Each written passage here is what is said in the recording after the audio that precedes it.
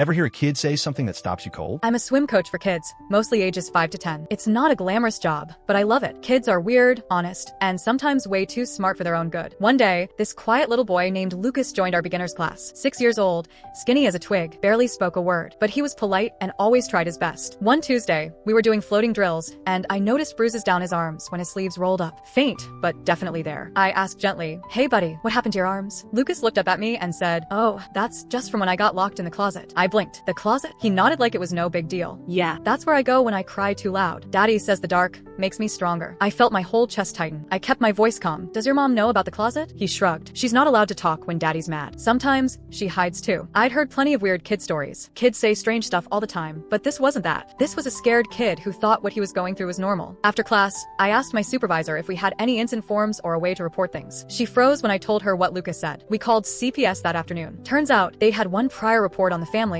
but nothing had been done because there wasn't enough evidence. Lucas's words changed that. The next day, child services came to the pool and pulled Lucas aside gently after class. I watched him sit with a woman, kicking his little feet, telling her all about the game, where he had to be quiet in the dark for hours. 2 days later, his dad was arrested. Lucas and his mom went to stay with her sister in another city. We got an email from her thanking us, said she didn't know how to get help, that she thought no one would believe her. 3 months later, I got a letter from Lucas. It was written in green crayon. "Dear Coach Jenna, thank you for teaching me how to float. I'm not scared of water or the dark anymore." I kept that letter in my glove box for weeks.